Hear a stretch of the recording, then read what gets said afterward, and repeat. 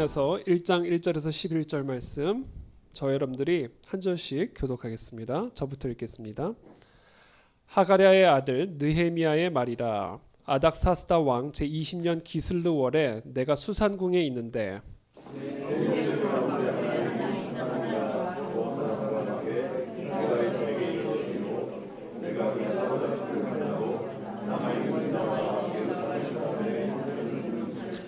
그들이 내게 이르되 사로잡힘을 면하고 남아있는 자들이 그 지방 거기에서 큰 환난을 당하고 능욕을 받으며 예루살렘 성은 허물어지고 성문들은 불탔다 하는지라.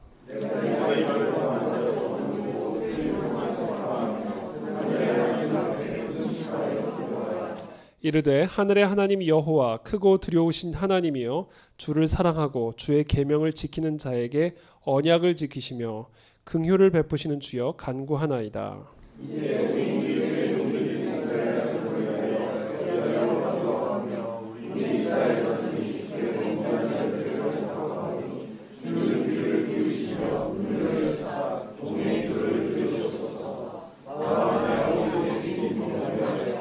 주를 향하여 크게 악을 행하여 주께서 주의 종 모세에게 명령하신 계명과 율례와 규례를 지키지 아니하였나이다.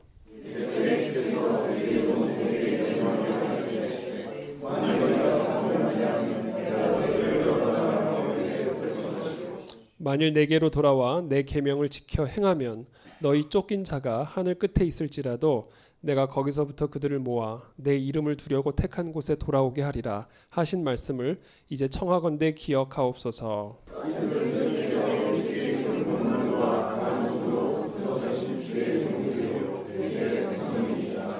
주여 구하오니 함께 읽겠습니다. 11절 주여 구하오니 귀를 기울이사 종의 기도와 주의 이름을 경외하기를 기뻐하는 종들의 기도를 들으시고 오늘 종이 형통하여 이 사람 앞에서 은혜를 입게 하옵소서 하였나니 그때에 내가 왕의 술 관원이 되었느니라. 아멘.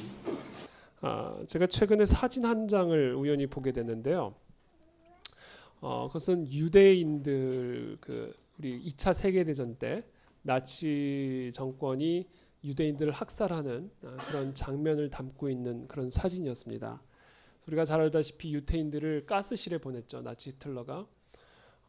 근데 그 어떤 사진이었냐면 그 가스실에 보내기 직전에 일종의 대기 장소였던 것 같아요. 온 사람들을 옷을 다 벗겼죠. 가스실에 들어가기 전에. 왜냐하면 목욕을 한다고 속였기 때문에. 근데 이 운명을 직감한 한 모녀가 한 10살? 8살? 8살 정도 된 여자아이인 것 같아요. 정말 발가벗긴 그런 엄마가 발가벗긴 자신의 9살, 8살짜리 딸을 안고 마지막 순간에 부둥켜 울고 있는 장면을 찍은 사진을 이렇게 보게 되었습니다. 그 사진을 보면서 얼마나 마음이 아팠는지 몰라요. 그 사진을 보면서 제가 한 가지 어떤 생각을 하게 됐냐면 나라가 보호해주지 못하는 가족의 운명을 단편적으로 보게 됐습니다.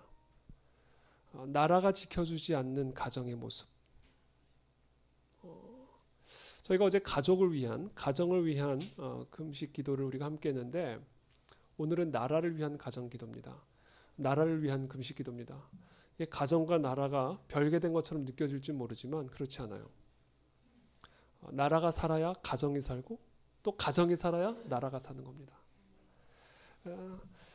오늘 이 느헤미야의 형편이 그와 같은 형편인 것 같아요. 느헤미야는 너무나 어떻게 보면 운 좋게 그 바벨론의 포로로 끌려가가지고 바사왕 수산궁에 있었다. 아닥사스다 왕 제20년 기슬르월에 수산궁에 있었다 이렇게 얘기합니다. 수산. 이 수산은 이제 바사, 페르시아죠.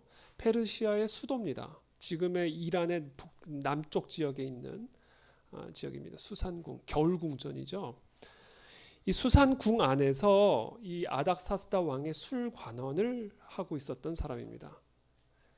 그러니까 이 나라가 망해가지고요. 모든 유대인들이 다 끌려갔단 말이에요.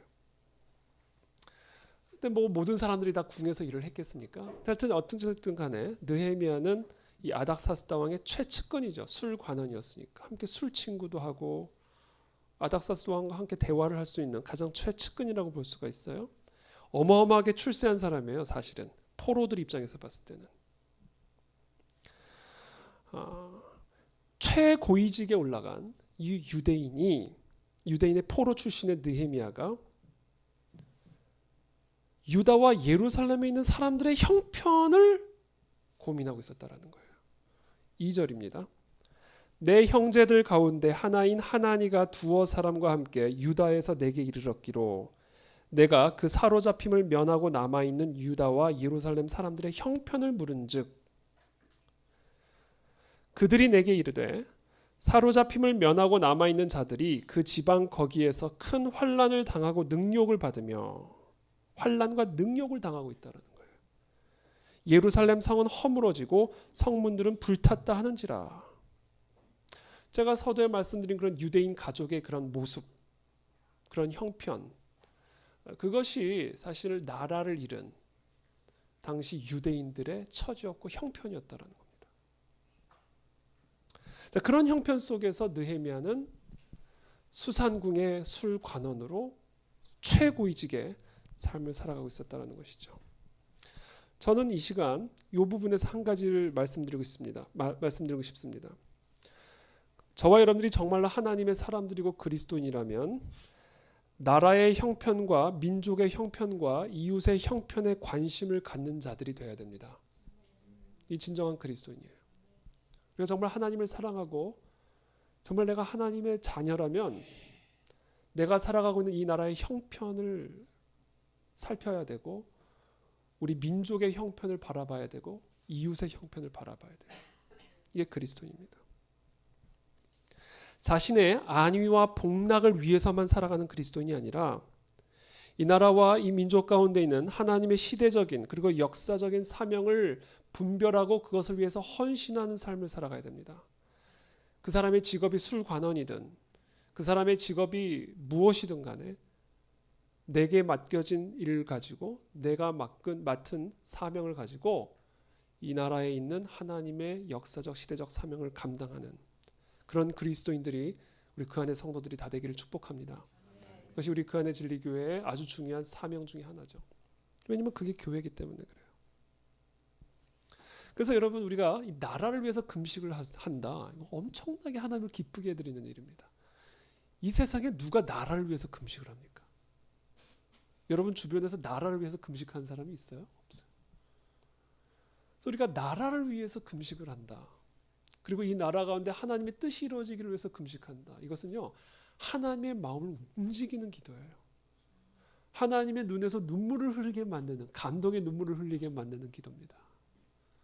그래서 저는 오늘 우리의 이 기도회가 그 어떤 기도보다도 물론 다른 기도도 다 기쁘게 해드리겠지만 특별히 하나님의 마음을 감동시키는 기도가 될 거라고 저는 확신을 합니다. 형편에 관심을 갖는 게 중요한데요. 그보다 더 중요한 게 있어요. 형편을 해석할 수 있는 영적인 안목을 가지고 기도를 해야 합니다. 그러니까 형편에 신경을 쓰는 것도 너무 중요한데요. 그보다 더 중요한 거는 하나님의 관점으로 지금 이 나라의 형편을 바라볼 수 있는 영적인 안목을 가지고 있어야 돼요. 그것 없이 형편을 걱정하면요. 이탈할 수가 있습니다. 느헤미야는 지금 이 이스라엘 그 유다 완전히 회파된 나라를 잃어버린 그럼 완전히 망가져버린 그 예루살렘과 그 땅에 대한 형편에 너무 관심을 갖고 있었는데 그와 동시에 그 형편을 바라볼 수 있는 영적 안목을 가지고 있었어요. 그 영적인 안목이 4절부터 쭉 나오는 거예요. 오늘 본문에. 제가 쭉 읽어드릴게요. 내가 이 말을 듣고 앉아서 울고 수일 동안 슬퍼하며 하늘의 하나님 앞에 금식하며 기도하여 자, 형편을 듣고 이 사람이 이토록 슬퍼했던 이유 그래서 하나님 앞에 수일 동안 금식하며 기도했던 이유를 5절부터 설명하는데 이르되 하늘의 하나님 여호와 크고 두려우신 하나님이여 주를 사랑하고 주의 계명을 지키는 자에게 언약을 지키시며 긍휼을 베푸시는 주여 간구하나이다. 이제 종이 주의 종들인 이스라엘 자손을 위하여 주야로 기도하오며 우리 이스라엘 자손이 주께 범죄한 죄들을 자복하오니 주는 귀를 기울이시며 눈을 여시사 종의 기도를 들으시옵소서. 나와 내 아버지의 집이 범죄하여 주를 향하여 크게 악을 행하여 주께서 주의 종 모세에게 명령하신 계명과 율례와 규례를 지키지 아니하였나이다. 옛적에 주께서 주의 종 모세에게 명령하여 이르시되 만일 너희가 범죄하면 내가 너희를 여러 나라 가운데 흩을 것이요 만일 내게로 돌아와 내 계명을 지켜 행하면 너희 쫓긴 자가 하늘 끝에 있을지라도 내가 거기서부터 그들을 모아 내 이름을 두려고 택한 곳에 돌아오게 하리라 하신 말씀을 이제 청하건대 기억하옵소서. 이것이 느헤미야의 기도의 핵심이었고요. 이 유대인 사람들로부터 들은 형편을 해석한 느헤미야의 해석이에요. 영적 해석입니다. 바벨론을 무너뜨려 주십시오. 페르시아를 무너뜨려 주십시오. 기도가 아니에요. 지금 자기 민족에게 일어난 이 형편을 정확하게 영적인 안목, 정치적으로 어떻게 보면 정치적으로 분별한 것도 아니고요. 어떻게 보면 어떤 자신의 이해관계로 분별한 것도 아니에요. 정확하게 하나님 중심적으로 영적인 안목으로 자신의 시대적 상황들을 분별하고 있는 겁니다. 그 분별의 핵심적인 내용은 뭐냐면 하나님께서 옛적에 모세에게 명령하신 계명과 율례와 규례를 지키지 아니한 나와 내 아버지의 집에 대한 범죄로 말미암은 심판이다. 그거를 인정한 거예요, 지금. 하나님의 말씀을 이탈하고 하나님이 모세에게 약속하신 그 약속대로 살지 않고 그것을 이탈했기 때문에 하나님이 심판하신 것이다라는 것을 고백하고 있는 겁니다. 그러므로 결국은 누구 죄 때문이 아니라 나와 우리들의 범죄로 말미암아 예루살렘이 회파되었으므로 하나님 우리가 다시금 돌아오겠사오니 모세에게 약속하신 그 언약을 기억하시고 회복시켜 달라는 거예요. 이게 느헤미야의 기도입니다. 우리 그리스도인들에게는 정말 이와 같은 영적 안목이 있어야 돼요. 제가 이제 페이스북도 하고요. 여러 사람들하고도 교제를 하는데 그리스도인들과 비그리스도인들이 이 시대를 바라보는 안목에 차이가 없어요. 전혀 차이가 없습니다. 그걸 보면 제 마음에 너무 안타까움이 들어요. 다 하나님의 이름으로 얘기를 하고 예수의 이름으로 얘기를 하고 교회의 이름으로 얘기를 하는데 안목에 차이가 없어요. 말은 예수의 안목이라고 얘기하고 말은 하나님의 뜻이라고 얘기를 하는데 아니요. 말하는 것은 전혀 하나님과 상관없는 얘기들을 하고 있는 거예요.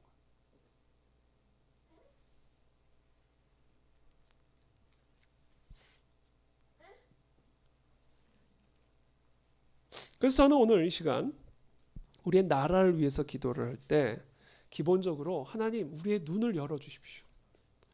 하나님의 안목을 우리 모두에게 허락하여 주십시오. 우리가 그리스도의 사람, 특별히 그 안에 진리교회 성도들 안에는 그들의 눈에는 이 시대를 바라보는 하나님의 안목을 심어주십시오. 이 세상의 눈에 비늘이 벗겨지고 이 세상에서 듣고 배운 그 모든 비늘들이 다 벗겨지고 하나님으로부터 계시되어지는 이 현실을 향한 하나님의 마음과 관점을 우리 모두에게 부어주십시오. 여기서부터 우리의 기도가 시작이 됩니다. 그래 기도가 하나님의 뜻을 이탈하지 않을 수가 있어요. 저는 그와 같은 은혜가 우리 가운데 임하게 되기를 축복합니다.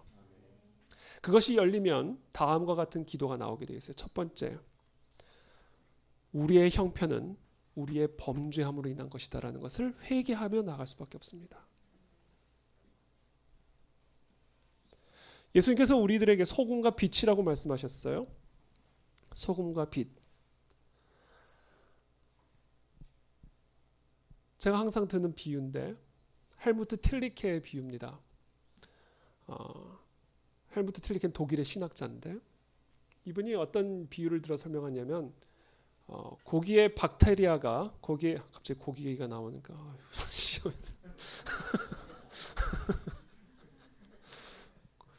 고기에 박테리아가 번식을 하면 그래서 고기가 썩어가면 고기를 탓하는 것은 아무 의미가 없다는 거예요. 고기를 실온에 두면요, 박테리아가 번식을 하고 고기가 부패하는 건 너무나 당연한 일이에요. 그 부패하고 있는 고기를 향해 이 나쁜 고기, 이 몹쓸 고기를 비판한 건 아무 의미 없는 일이다. 문제는 소금이 어디 있느냐의 문제라는 거예요. 소금이. 밤이 돼서 해가 져가지고 어두워졌어요. 해가 져서 어두워진 이 세상을, 이 어두워진 세상을 비판하는 건 아무 의미가 없는 얘기들이에요. 빛이 어디 있느냐를 질문해야죠. 그러니까 우리가 그리스도의 안목, 영적인 안목을 가지고 이 세상을 분별한다는 얘기는요, 썩고 있는 고기를 향해 비판하는 손길이 아니라 어두워진 이 세상을 향한 비판의 손길에 있는 것이 아니라 빛이 어디 있냐, 소금이 어디 있느냐를 질문하는, 이것이 우리에게 필요한 영적 안목이라는 거예요. 지금 우리가 어떻게 살고 있냐는 거죠.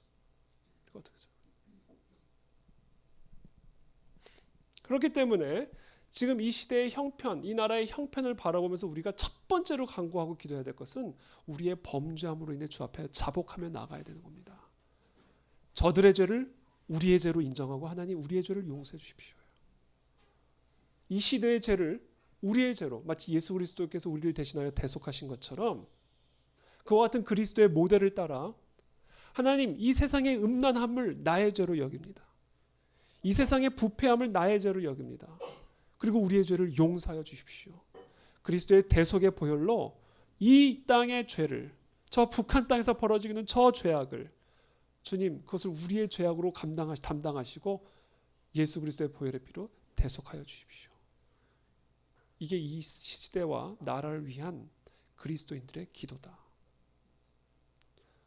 저는 그래서 오늘 이 밤에 이 나라 이 민족의 모든 죄악들을 우리가 다 껴안고 그리스도 앞에 나가는 밤이 되기를 원합니다.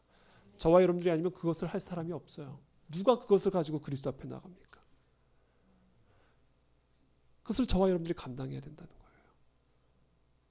누구를 비난하고 비판하고 저주하는 게 아니라 그걸 우리가 껴안고 그리스도 앞으로 나가는 겁니다.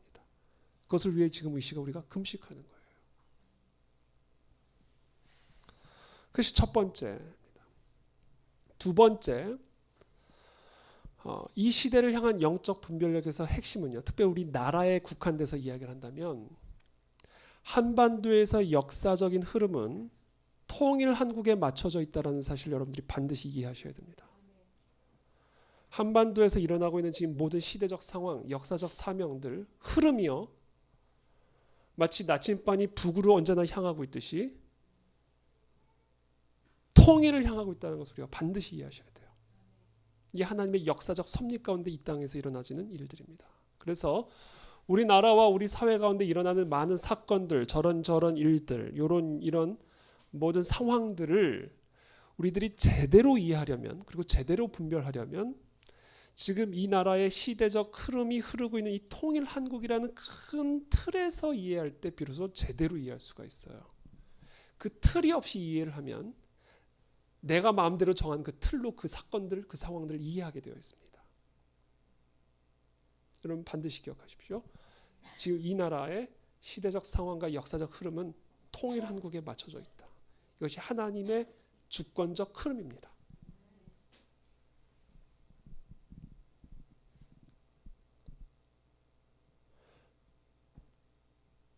사실 어떻게 보면 지금 이 느헤미야의 이 기도가 어떻게 보면 좀 우리나라에 대입을 해서 묵상을 한다면 그와 같이 적용이 될 수도 있을 것 같아요. 8절 보면 옛적에 주께서 주의 종 모세에게 명령하여 이르시되 만일 너희가 범죄하면 내가 너희를 여러 나라 가운데 흩을 것이요 만일 내게로 돌아와 내 계명을 지켜 행하면 너희 쫓긴 자가 하늘 끝에 있을지라도 내가 거기서부터 그들을 모아 내 이름을 두려고 택한 곳에 돌아오게 하리라.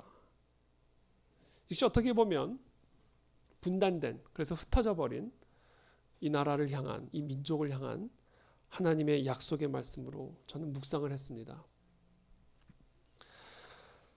이 통일 한국이라는 이 틀을 가지고 지금 이 시대와 나라 가운데 일어난 일들을 바라볼 때 통일이라고 다 똑같은 통일이 아니라는 것을 여러분들이 분별하셔야 됩니다.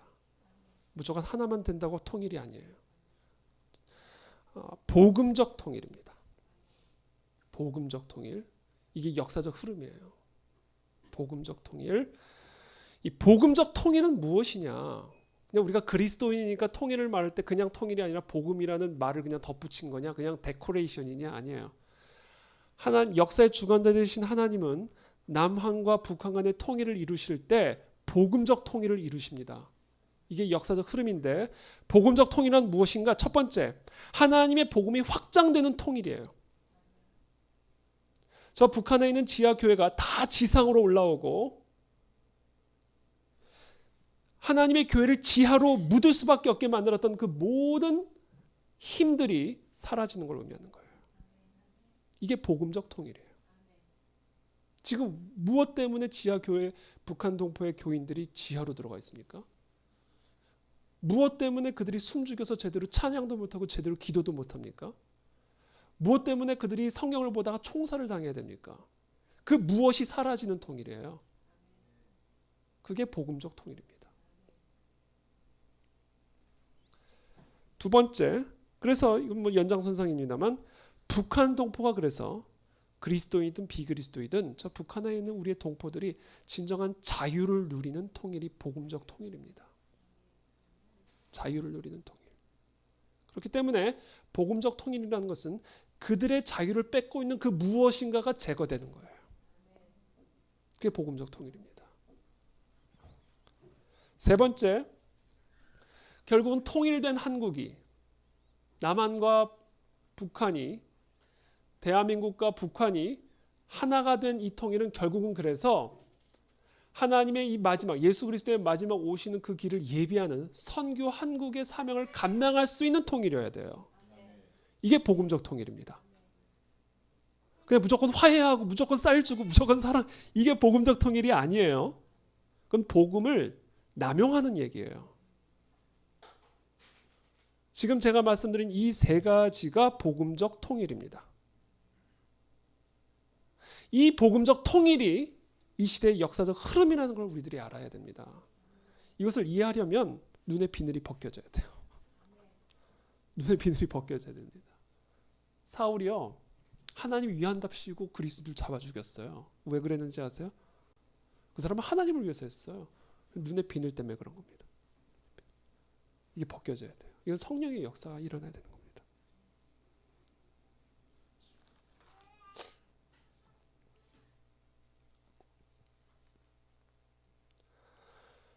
세 번째로 마지막으로 우리가 함께 오늘 이 시간 동안 기도해야 될 부분은 국내 정세죠. 국내 정세. 저는요 지금 이 나라 이 민족의 시대적 역사적 흐름이 통일 한국이라는 그 틀에 딱 맞춰져 있다라고 가정하고 그것을 전제하에 우리 국내 전세를 보게 되면 어찌 보면 다양한 이유로 충돌하고 여러 문제들이 일어나고 있지만 복음적 통일이라는 역사적 흐름 속에서 지금 우리나라에서 일어나는 국내 정세들을 바라볼 때 이것은 통일 한국을 앞둔 진통이다라고 볼 수가 있습니다. 진통. 마치 해산 직전에 이 산통이 오는 것과 같이 하나님의 이런 복음적 통일을 앞둔 이 대한민국 안에서의 진통이라고 봅니다. 그와 같은 진통이 일어나는 이유는 여러 가지가 있어요. 사람들마다 다 생각이 다르기 때문에 그래요. 통일에 대한 생각도 다르고요. 북한을 바라보는 관점도 다 다릅니다. 특별히 평양이요. 멀리 있는 것처럼 느껴지죠? 안 그래요. 서울 한복판에 있어요. 평양이라는 나라 위치는 로케이션적으로는 멀리 떨어져 있는 것처럼 보이지만 서울 한복판에 있습니다. 이건 부인할 수가 없어요. 제가 지난 우리 크리스마스 때 우리 이슬람 사원에 갔습니다. 그 이슬람 사원에 간 게 아니라 저희가 이제 쌀 배달을 하려고 하는데 쌀 배달하는 집이 마침 이슬람 사원 바로 앞이었어요. 근데 저는 처음 맨날 이태원 지나가다만 이슬람 사원을 봤지 그 앞에까지 간 건 처음이에요. 근데 가고 깜짝 놀랐어요. 거긴 한국이 아니었어요. 한국이 아니에요. 거긴 정말 깜짝 놀랐습니다. 우리 조신우 집사님하고 같이 갔었는데 근데 제가 또 어떤 생각이 문득 들었냐면 만약에 이 이슬람 사원 안에 정말 그 어떤 자살 폭탄 테러 하는 분들 있잖아요. 이슬람 아주 과격, 모든 무슬림들이 다 그렇게 하는 건 아니지만 과격한 사람들 있잖아요. 자기 아들과 딸에게도 막 폭탄 테러, 자살 폭탄 테러 시키는 그런 과격한 사람들이 있단 말이에요. 그런 사람들이 다 거기서 경배를 하고 쫙 내려오면 서울 한복판으로 들어가는 거예요. 그래서 제가 그 이슬람 사원에서 우리 집사님 차를 타고 쭉 내려오는데요. 처음엔 되게 생소한 길인데 조금만 가니까 제가 너무나 잘 아는 이태원, 제가 이태원을 좀 잘 알거든요. 그냥 평범한 이태원 거리가 나오는 거예요. 그리고 거기에 있는 많은 지나쳤던 무슬림들이 다 거기로 왔다 갔다 하고 있는 거였어요. 그러니까 제가 그거 보면서 이슬람이 서울 한복판에 있었구나. 그 생각을 하게 된 겁니다. 평양이요. 서울 한복판에 있어요. 우리나라가 전시 상황입니다. 이걸 우리 그리스도인들이 반드시 이해를 해야 돼요.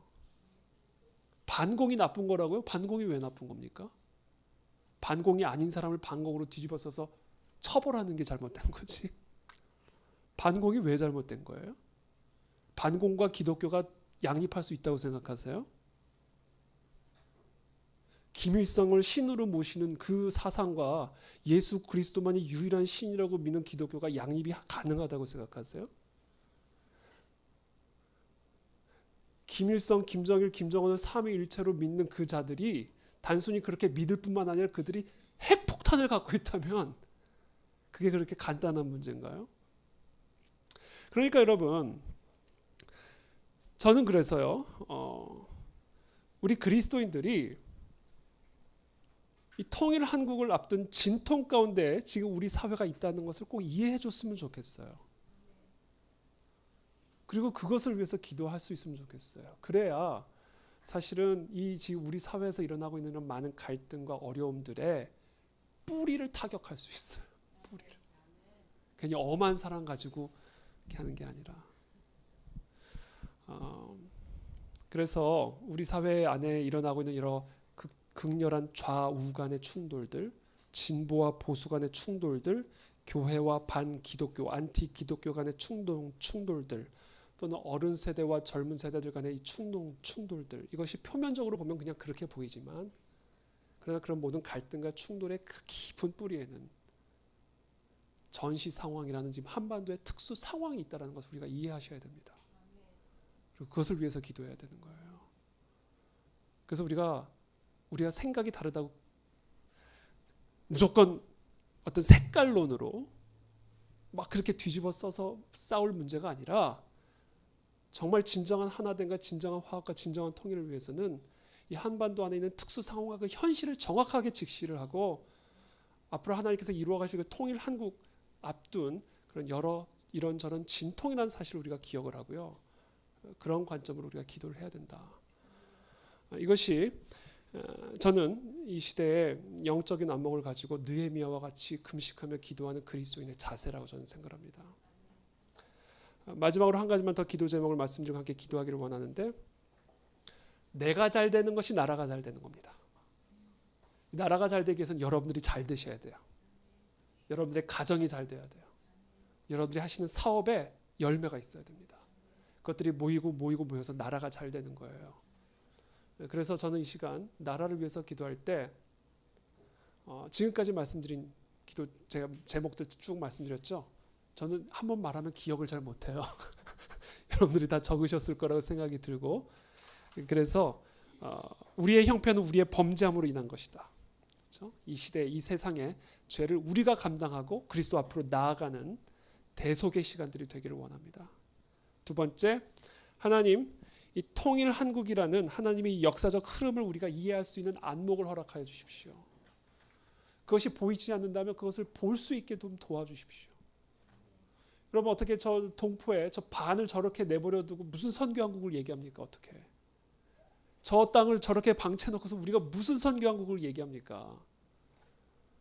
그렇기 때문에 하나님의 이 시대를 향한, 이 나라를 향한 하나님의 마음의 방향은 저 북한 땅이에요. 통일 한국이다. 통일 한국을 위해서 기도하기를 원합니다. 탈북자들을 위해서 기도하기를 원하고 저 지하교회 교인들을 위해서 기도하기를 원합니다. 그리고 세 번째, 통일 한국을 앞둔 이런저런 여러 진통들이 우리 가운데 있습니다. 특별히 좌우 간의 불필요한 갈등들, 진보와 보수 간의 불필요한 갈등들, 교회와 비기독교인들 간의 갈등들, 어른 세대와 젊은 세대들 간의 세대 간의 갈등들, 이 모든 갈등들이 표면적으로는 그것 자체가 문제로 보일 수도 있지만 사실 그 뿌리는 더 깊이 있는 이 한반도의 특수 상황이 있다는 것을 인식하실 필요가 있다. 마지막으로 네 번째, 내가 잘 되는 것이 나라가 잘 되는 것이다. 내 자녀가 잘 되는 것이 우리 나라가 잘 되는 것이다. 그래서 이 시간 축복합니다. 여러분들의 사업에 열매가 있는 한 해가 되기를 축복합니다. 여러분들의 꿈과 계획 가운데 하나님의 도우심이 함께 해주시기를 간절히 축복합니다. 우리들의 가정이 잘 되고요, 가정이 회복이 되고 그러한 은혜들이 우리 그 안에 성도들 삶 가운데 함께하게 되기를 원합니다.